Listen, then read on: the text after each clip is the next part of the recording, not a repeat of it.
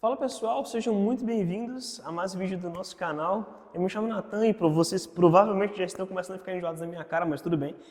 E hoje nós vamos falar sobre atributos de Deus. No vídeo anterior nós falamos sobre os atributos não comunicados de Deus.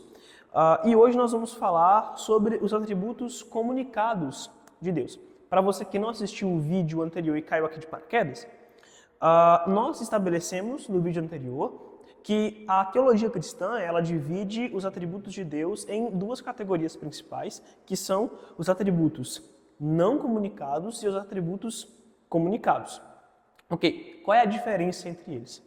Os atributos comunicados são aqueles que Deus, como a própria palavra sugere, comunica ou dá às suas criaturas. São atributos, são características do ser de Deus que ele compartilha com suas criaturas. Já os atributos não comunicados de Deus são aqueles atributos que são exclusivos do seu ser e ele não dá a absolutamente ninguém. No vídeo de hoje, eu quero explorar com vocês um pouquinho sobre os atributos comunicados de Deus, que são os atributos que ele compartilha conosco, as suas criaturas. Eu gostaria de começar por um atributo que é bem popular, tá? É bem querido por nós. Aliás, todos os atributos de Deus deveriam ser muito bem quistos, muito bem queridos, muito bem desejados, ok? Em primeiro lugar, o amor. Deus é amor, como afirma a Escritura de 1 de João, capítulo 4, versículo 8. Deus é amor. E quando nós falamos que Deus é amor, há uma diferença muito grande de falar que Deus é amor, de falar que Deus ama, ou Deus tem um sentimento de amor. Existe uma diferença muito grande entre essas duas coisas. O que nós queremos dizer com Deus é amor é basicamente o seguinte: faz parte essencial do ser de Deus o amor. Em outras palavras, o que nós queremos dizer é que Deus é o amor em pessoa, ok? Ele não meramente tem esse sentimento de amor como eu posso ter pela minha mãe, pelo meu pai, pela minha esposa, pelos meus filhos, não. Mas Deus é o próprio amor em pessoa.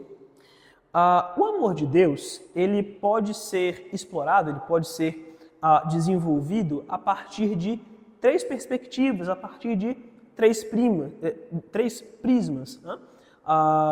Bom, o amor de Deus ele se manifesta em graça, ele se manifesta em misericórdia e ele se manifesta em paciência.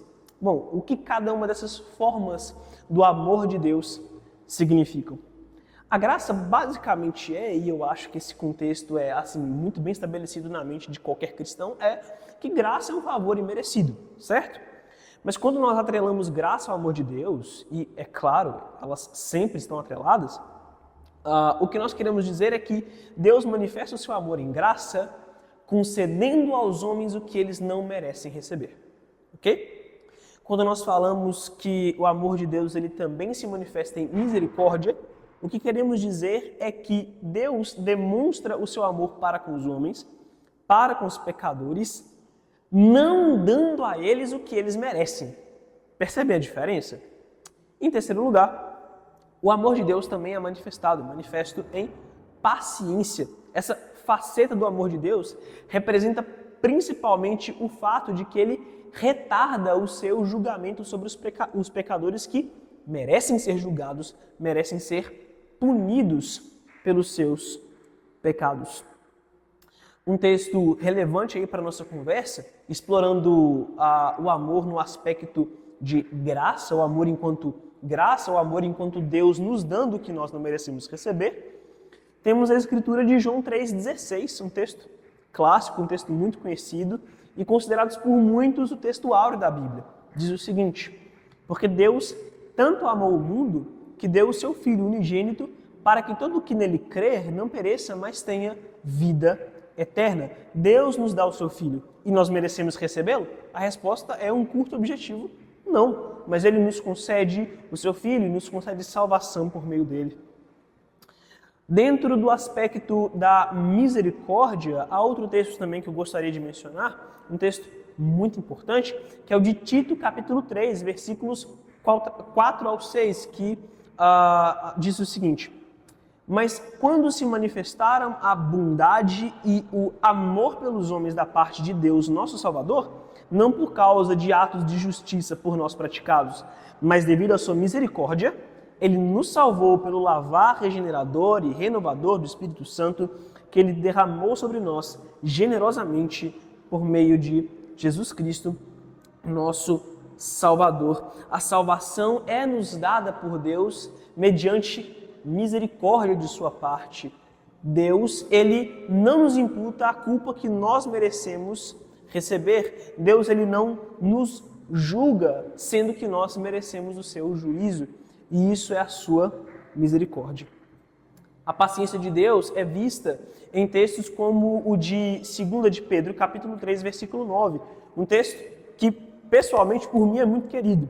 Diz o seguinte: o Senhor não demora em cumprir a sua promessa como julgam alguns, pelo contrário, ele é paciente com vocês, não querendo que ninguém pereça, mas que todos cheguem ao arrependimento. O juízo de Deus chegará sobre todos um dia, mas Deus posterga, ele atrasa, ele retarda esse julgamento, desejando o arrependimento, desejando a conversão dos homens. Essa é uma das facetas do seu amor, a sua paciência. Outro atributo de Deus que nos é comunicado é a sua justiça.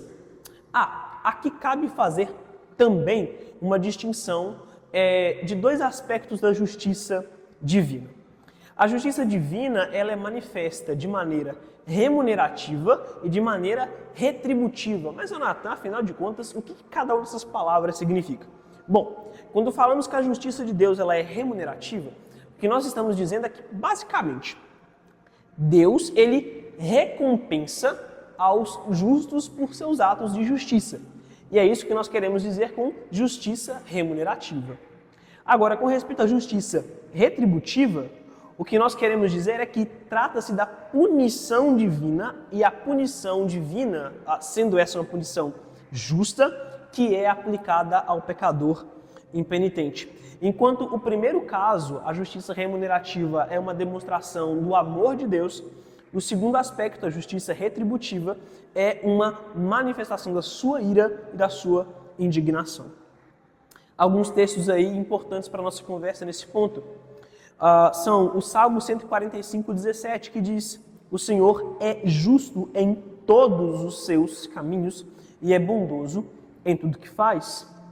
Em 1 de Pedro, capítulo 1, versículo 17, o apóstolo declara uma das coisas mais importantes da Escritura com relação à justiça de Deus. Ele diz: uma vez que vocês chamam Pai aquele que julga imparcialmente as obras de cada um, portem-se com temor durante a jornada terrena de vocês. Deus é aquele que dá a cada um segundo as suas obras, que dá a cada um devido pago por suas ações. Um terceiro atributo de Deus que nos é comunicado, e eu gostaria de destacar ele com os irmãos, é a sua santidade. Deus é um Deus santo. Novamente, existe a necessidade de nós fazermos uma distinção entre dois aspectos aqui da santidade. Na Escritura, a santidade de Deus designa basicamente duas coisas. Em primeiro lugar, a santidade de Deus designa que Ele é um Deus que está completamente acima da sua criação, completamente acima da ordem criada, é um Deus que realmente transcende tudo que conhecemos. Por outro lado, a santidade de Deus também comunica que Ele é um Deus que está acima, e por que não dizer, sim e corretamente, que Ele está distante de qualquer forma de pecado, de qualquer forma de falha moral. Deus, ele não peca, e ele não peca simplesmente porque ele não pode pecar. Deus, em sua natureza, ele é santo, ele não pode se envolver com qualquer espécie de falha moral. Deus é perfeito, Deus é impecável, Deus é santo. Alguns textos relevantes aqui para a nossa conversa são o Salmo capítulo 5, versículo 4, que diz: Tu não és um Deus que tenhas prazer na injustiça, contigo o mal não pode habitar. Abacuque 1,13 é um texto gritante com relação à santidade de Deus. O profeta diz: teus olhos são tão puros que não suportam ver o mal. Não podes tolerar a maldade. Por que toleras então esses perversos? Por que ficas calado enquanto os ímpios engolem os que são mais justos do que eles? Veja, Deus é um Deus com o qual não habita maldade, não habita injustiça, e os seus olhos são tão puros que ele simplesmente não pode olhar com conivência à maldade. Ele simplesmente não pode fazer isso, porque ele é um Deus distante de qualquer forma de pecado. Eu gostaria de destacar com os irmãos esses atributos comunicados de Deus. Eu espero que esses atributos estimulem vocês, essa exposição, na verdade, estimulem vocês a buscarem um pouco mais de conhecimento sobre o ser de Deus. Na verdade, é esse o nosso propósito com essa série, que você se aprofunde mais no conhecimento da doutrina bíblica. E é isso. Eu gostaria que você fizesse um favorzão para a gente. Curta, comente e compartilhe esse vídeo com outras pessoas, para que outras pessoas também sejam edificadas por essa mensagem. É isso aí, um forte abraço e até a próxima.